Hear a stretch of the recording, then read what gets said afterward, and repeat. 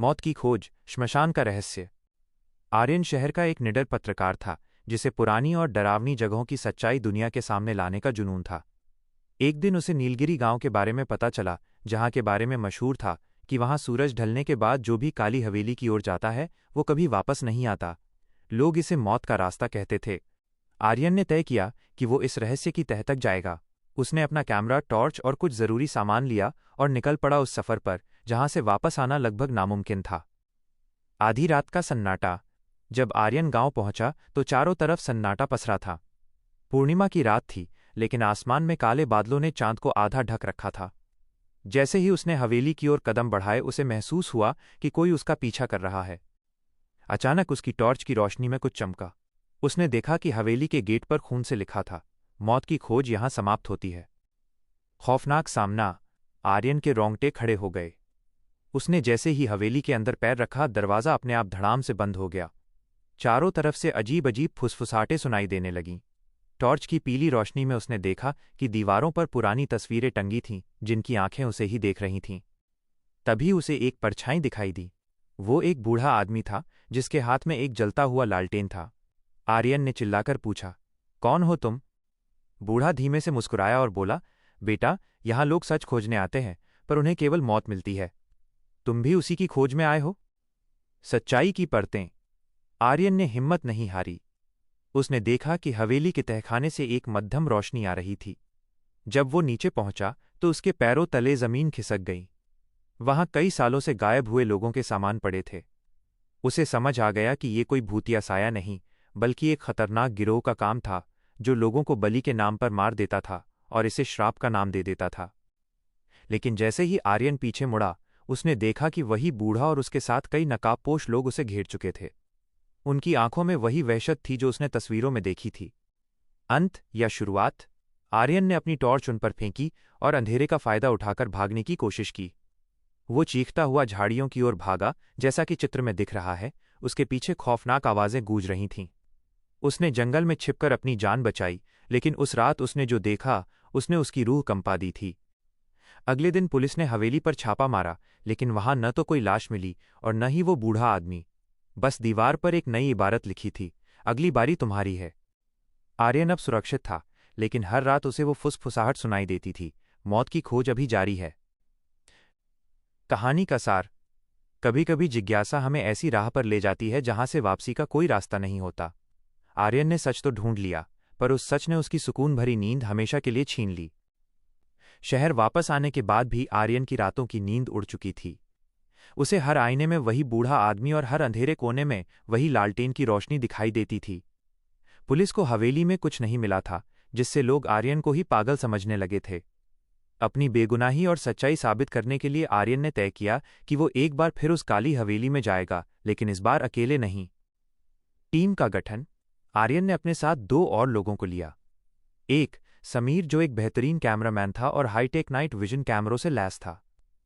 2 doctor Isha, एक मनोवैज्ञानिक जो ये मानती थी कि ये सब केवल लोगों का मतिभ्रम, हेलुसिनेशन है। दोबारा वापसी।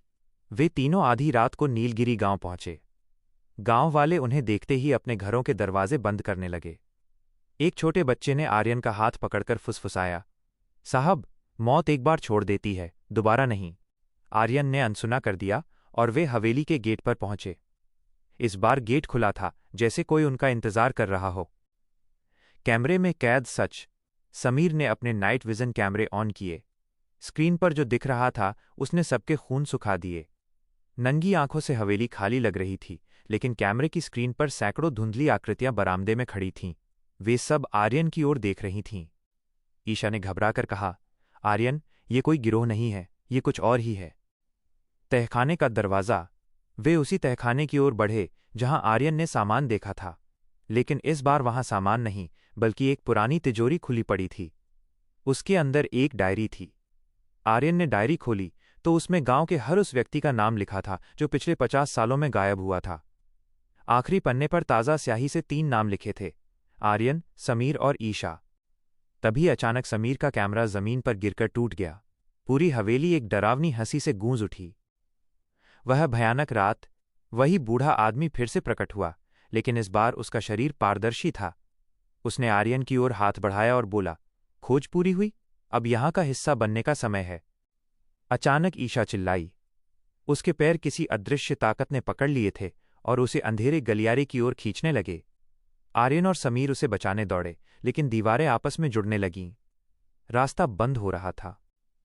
रोंगटे खड़े करने वाला अंत। आर्यन ने अपनी टॉर्च जलाकर ईशा को खींचा, लेकिन उसने जो देखा वो रूह कंपा देने वाला था।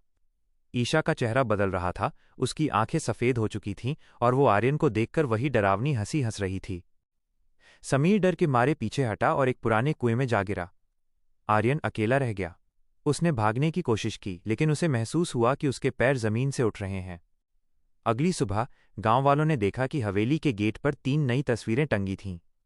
उन तस्वीरों में आर्यन, समीर और ईशा की आंखें वैसी ही पत्थर जैसी बेजान थीं जैसी उन पुरानी तस्वीरों की थीं। मौत की खोज अब समाप्त हो चुकी थी, क्योंकि आर्यन खुद उस रहस्य का एक हिस्सा बन गया था। हवेली के उस खौफनाक सन्नाटे में आर्यन अकेला नहीं था। ईशा और समीर गायब हो चुके थे और आर्यन खुद को एक ऐसी कोठरी में बंद पा रहा था जहां दीवारें धीरे धीरे करीब आ रही थीं। उसे समझ आ गया था कि ये कोई साधारण प्रेत बाधित जगह नहीं, बल्कि एक समय का चक्र है जहां पिछले 100 सालों की रूहें कैद थीं। एक पुरानी पहचान।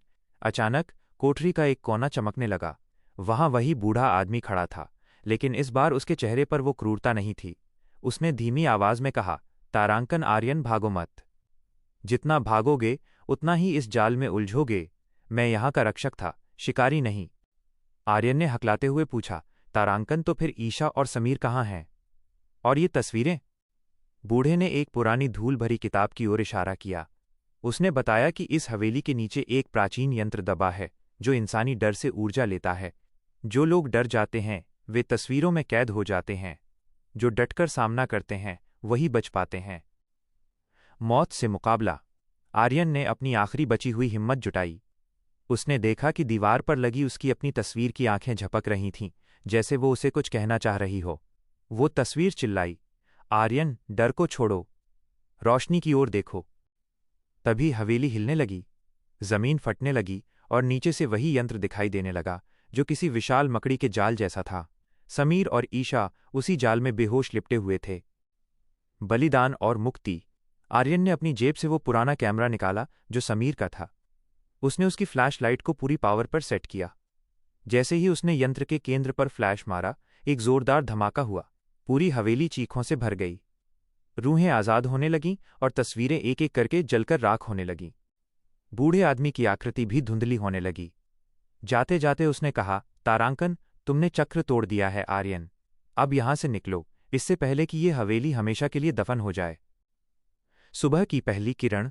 जब सूरज की पहली किरण नीलगिरी की पहाड़ियों पर पड़ी तो गांव वालों ने देखा कि वो काली हवेली ढह चुकी थी। मलबे के बीच से 3 लोग लड़खड़ाते हुए बाहर आए, आर्यन, समीर और ईशा।